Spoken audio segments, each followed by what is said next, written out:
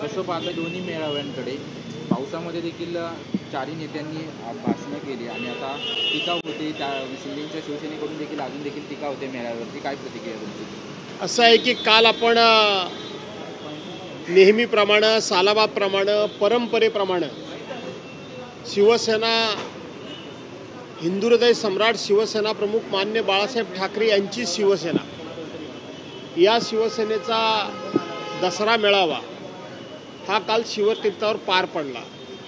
आमच्या पक्षाचे पक्षप्रमुख आदरणीय उद्धवसाहेब यांनी अख्ख्या देशाला आदर्श ठरावं, संपूर्ण महाराष्ट्राला मार्गदर्शक ठरावं आणि तरुणाईमध्ये उत्साह संचारावा अशा प्रकारचं भर पावसामध्ये काल या सभेला संबोधन केलं. आपण पाहिलं असेल की जर आपण मैदानामध्ये खाली बघितलं तर प्रचंड चिखल होता. या चिखलाचा उल्लेख उद्धव साहेबांनी भाजपानं केलेला चिखल स्वतःचं कमळ उमलवण्याकरता म्हणून असा खूप गमतीशीर केला तो चिखल होता. वरती प्रचंड पाऊस होता आणि जवळजवळ 3 ते 3.5 तास शिवसैनिक या पावसामध्ये उद्धव साहेबांचे विचार ऐकण्याकरता बसले होते. उभ्या देशानं काल पाहिलं की हिंदुत्वाची लाट काय असते, मराठी माणसाचा बाणेदारपणा काय असतो, हिंदुहृदय सम्राट शिवसेना प्रमुखांचे विचार, हे विचार म्हणजेच नवचैतन्य काय असतं याचा अनुभव काल हा संपूर्ण देशानं घेतला, महाराष्ट्रानं घेतला. मला असं वाटतं की या देशामध्ये अनेक पक्ष आहेत, परंतु अशा पद्धतीनं वादळ वाऱ्याचा, पावसा पाण्याचा, संकटाचा, आपत्तीचा सामना करून आपल्या नेत्याचे विचार ऐकण्याकरता म्हणून कशाचीही तमा न बाळगणारा जर कार्यकर्ता कोणत्या पक्षामध्ये असेल तर तो हिंदुहृदय सम्राट शिवसेना प्रमुख माननीय बाळासाहेब ठाकरे यांच्या शिवसेनेमध्ये असेल, की जी शिवसेना आता उद्धव बाळासाहेब ठाकरे या नावानं निवडणूक आयोगाच्या नाकर्तेपणामुळे आम्ही ओळखतो, परंतु मूळ बाळासाहेबांची शिवसेना, तिचं तेज, तिचं जाज्वल्य, तिच्या निष्ठा ह्या काल संपूर्ण देशानं पाहिल्या. काल मैदान रिकामं दिसत होतं, यावरून भाजप असेल, शिंदे गट असेल, त्यांनी टीका केलेली आहे. कसं या असं आहे की भाजपाला टीकेशिवाय काही येत नाही, शिंदे गटाकडे तर काही विचारच नाही. त्यामुळं टीकेक्ष द्यावं हे आता आम्ही शिवसेना नेत्यांनी, शिवसैनिकांनी ठरवले की ज्यांना समाजामध्ये कोणतीही प्रतिष्ठा नाही, ज्यांच्याकडे कोणतेही विचार नाही, जे स्वतः शिवसेना का सोडली म्हणून सुरुवातीच्या काळामध्ये सांगत होते, तेच आता त्यांच्या मांडी लावून बसलेले आहेत. त्यांच्याकडून कुठलाही विचार आम्ही स्वीकारावा, त्यांच्या कुठल्याही टीकेला फार आम्ही गांभीर्यानं घ्यावं किंवा त्यांची टीका ही टीका न समजून मार्गदर्शक आहे असं समजावं.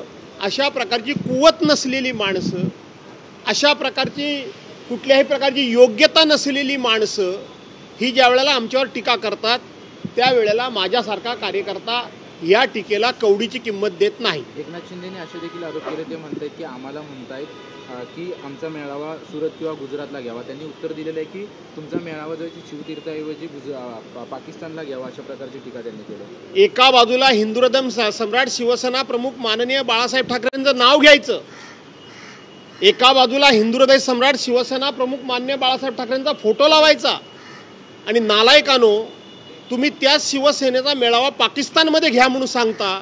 याचा अर्थ ढवळ्याच्या शेजारी पवळा बांधला, गुण नाही पण वाण लागला.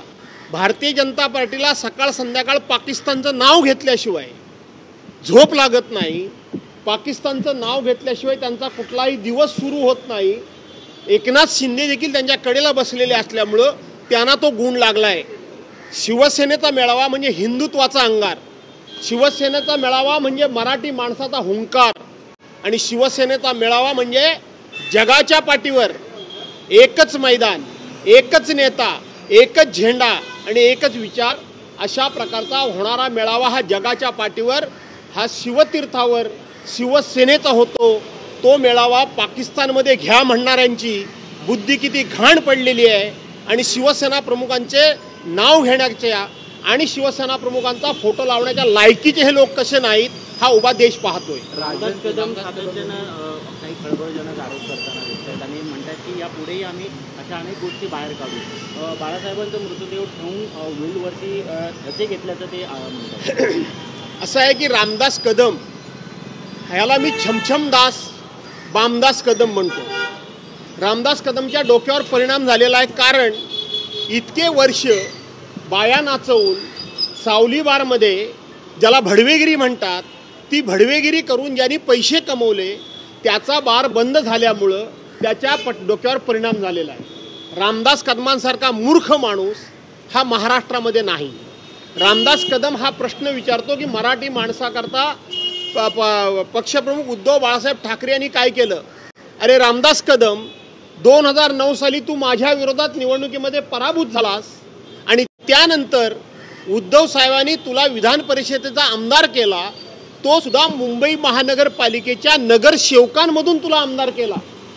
2 वेळेला तू मुंबई महानगरपालिकेच्या नगरसेवकांमधून आमदार झालास. तू मुंबईकरता काय केलंस हे सांगितलं पाहिजे.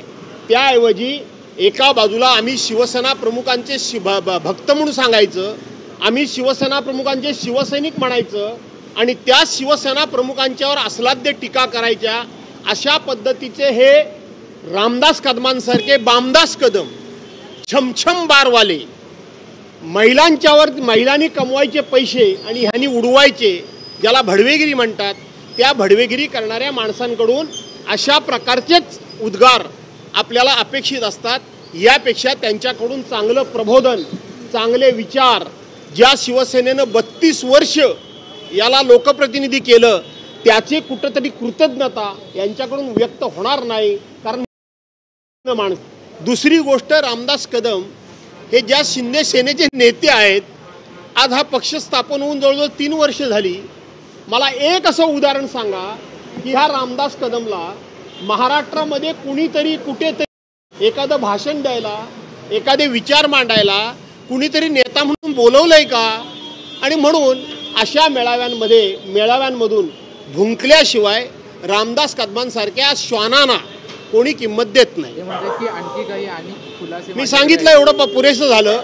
रामदास कदमांसारख्या श्वानांना आणखीन काही याच्यापेक्षा फार बोलण्याची आवश्यकता नाही. राणे म्हणतायत की बाण योग्य ठिकाणी लागलाय, कदम यांनी आणखी बोलत राहावं, बाण योग्य ठिकाणी लागलाय असं म्हणतायत. असं आहे की रामदास कदमांना मार्गदर्शन कोण करतं याचं तुम्ही नाव घेतलं ते.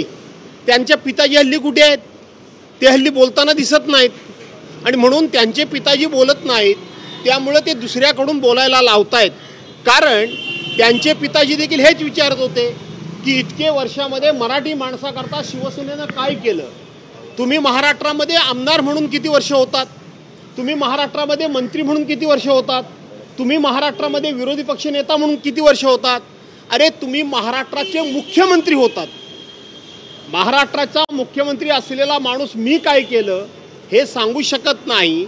आणि म्हणून जो बाहेर पडतो त्यांनी उद्धव साहेबांनी काय केलं, शिवसेनेनं काय केलं, महाराष्ट्रातल्या मराठी माणसाला निश्चितपणे जाणीव आहे की मराठी माणसाचा स्वाभिमान, मराठी माणसाचा सन्मान, मराठी माणसाचा हुंकार आणि मराठी माणसाचा या महाराष्ट्रातल्या मुंबईमध्ये अधिकार हा प्रस्थापित करण्याचं काम आणि टिकवून ठेवण्याचं काम हिंदुहृदय सम्राट शिवसेना प्रमुख मान्य बाळासाहेब ठाकरे यांनी केलेलं असल्यामुळं अशा प्रकारची वाह्यात, अशा प्रकारची कामातून गेलेली माणसं, म्हणजे खरं सांगायला गेलं तर लूत लागलेली माणसं, लूत लागलेलं म्हणजे माहिती आहे ना तुम्हाला, लूत लागलेले लोक हे बोलतात, त्यांचं सातत्यानं बोलणं असतं. आम्ही त्यांना कधीही किंमत देत नाही.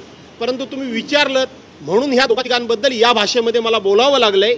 माझी भाषा त्यांना उत्तम प्रकारची कळेल आणि योग्य वर्मावर बसेल. विधानसभेच्या वेळेस राजन तेली पक्षामध्ये आले होते, परंतु त्यांनी काल मेळाव्यामध्येच शिंदेच्या शिवसेनेमध्ये पक्षप्रवेश केलाय. अनेक उमेदवार दिले होते, त्यातले अनेक उमेदवार जे आहेत ते आता परत जात आहेत वेगवेगळ्या पक्षांमध्ये. राजन तेली देखील आता केसरकरांच्या विरोधात लढले होते, ते आता पुन्हा शिंदेच्या शिवसेनेमध्ये गेले. मला कारवाईमुळे असं आहे की आजपर्यंत जे या पक्षातून त्या पक्षात गेले त्यांच्यावर कुठली ना कुठली तरी कारवाई सुरू आहे, त्यांच्यावर कुठली ना कुठली तरी चौकशी सुरू आहे. आणि म्हणून मोठं वॉशिंग मशीन भाजपाचं आहे आणि भाजपाच्या बाजूला एकनाथ शिंदे गेलेले असल्यामुळे त्यांनी सुद्धा अमित शहा साहेबांना सकाळ संध्याकाळ भेटून छोटं वॉशिंग मशीन आणलेलं असावं आणि म्हणून त्या वॉशिंग मशीनमध्ये जाऊन हे सगळे स्वतःला स्वच्छ करून घेत आहेत. परंतु ह्या सगळ्यांची कुठूनही सुटका नाही. आमच्याकडे सुद्धा काल परवा चिपळूणमध्ये एका माझ्या पक्षातून नाही पण दुसऱ्या पक्षातून एक पक्षप्रवेश झाला. का तर त्यांच्या सोसायटीची चौकशी लागली. काय चाललंय काय, चौकशा लावायच्या आणि आपल्या पक्षात घ्यायचं. मी तुमची 1 मिनिट घेऊ का? कालच राष्ट्रीय स्वयंसेवक संघाला 100 वर्ष झाली म्हणून त्या ठिकाणी एक कार्यक्रम केला गेला. माझा प्रश्न आहे की राष्ट्रीय स्वयंसेवक संघाच्या विचाराचं नेहमी प्रत्येकजण या ठिकाणी कौतुक करतो आणि आम्ही राष्ट्रीय स्वयंसेवक संघाच्या विचारांमध्ये वाढलो म्हणून सांगतो. राष्ट्रीय स्वयंसेवक संघाचे विचार आम्ही आत्मसात केले म्हणून सांगतो. राष्ट्रीय स्वयंसेवक संघाला गेल्या 100 वर्षामध्ये आपल्या विचारांची 100 नव्हे 50 सुद्धा नेतृत्व तयार करता आली नाहीत. म्हणून दुसऱ्या पक्षातली तयार झालेली नेतृत्व चोरायची, आपल्या पक्षात घेऊन जायचं, त्यांना भागदपटशा दाखवायचा, त्यांच्या पाठीमागं खोट्या नाट्या चौकशांचा ससेमिरा लावायचा आणि त्यांना आपल्या पक्षात घेऊन जायचं आणि आपल्या पक्षात गेल्यानंतर त्यांना पावन करून घ्यायचं. आज महाराष्ट्राच्या मंत्रिमंडळामध्ये धुळ्यापासून सिंधुदुर्गापर्यंत कुठल्याही नेत्याचं नाव घ्या, जो भाजपमध्ये गेला तो भाजपच्या विचारानं, संघाच्या विचारानं, तो त्या ठिकाणी विश्व हिंदू परिषदेच्या विचारानं प्रेरित होऊन गेला काय? असा एक माणूस मला दाखवा. सगळे जे गेलेत ते कुठल्या ना कुठल्या तरी चौकशीच्या भीतीनं, जेलच्या भीतीनं, ससेमारीच्या भीतीनं, म्हणजे आपल्या चौकशीच्या ससेमारा जो मिरा लागलाय त्याच्या भीतीनं गेलेले आहेत. मी हा राष्ट्रीय स्वयंसेवक संघाचा 100 वर्षाचा पराभव समजतो. हा पराभव आहे, 100 वर्षाच्या तपश्चर्येचा हा पराभव आहे. मी तुमच्याच एका इलेक्ट्रिक चॅनलने राष्ट्रीय स्वयंसेवक संघाची 100 वर्षाची वाटचाल दाखवल्याचा कार्यक्रम मी बघितला. राष्ट्रीय स्वयंसेवक संघाच्या एका कार्यक्रमाला 1933 साली महात्मा गांधी गेल्याचं आपण दाखवलं. 1952 साली डॉक्टर बाबासाहेब आंबेडकरांनी भेट दिल्याचं आपण दाखवलं. 1962 साली चायनाबरोबर युद्ध झाल्यानंतर पंडित जवाहरलाल नेहरूंनी संघाबद्दल गौरवोद्गार काढल्याचं त्या ठिकाणी त्या कार्यक्रमामध्ये मी बघितलं. मला करायचं आहे भाजपला की 1975-76ला तुम्ही आणीबाणी आली म्हणून सांगता.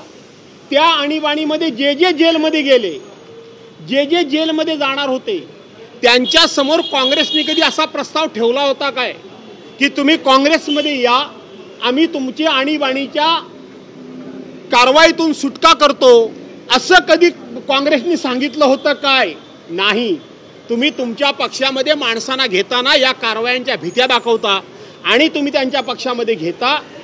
ज्या अर्थी पंडित जवाहरलाल नेहरू असतील, महात्मा गांधीजी असतील, डॉक्टर बाबासाहेब आंबेडकर असतील, त्यांनी त्या वेळेला RSS बद्दल गौरवोद्गार काढले. याचा अर्थ की त्यांच्याजवळ राजकीय सभ्यता होती. आज 100 वर्षाच्या कालखंडामध्ये तुमच्या या कार्यक्रमामध्ये तुम्ही काँग्रेसने केलेल्या चांगल्या कार्यक्रमाचं कुठं कौतुक केल्याचं मी पाहिलं नाही, मला दिसलं नाही. याचा अर्थ काँग्रेसजवळ राजकीय सभ्यता होती, आपल्याजवळ आहे का हीच त्या लोकांनी तपासावी. ओके, धन्यवाद. भाई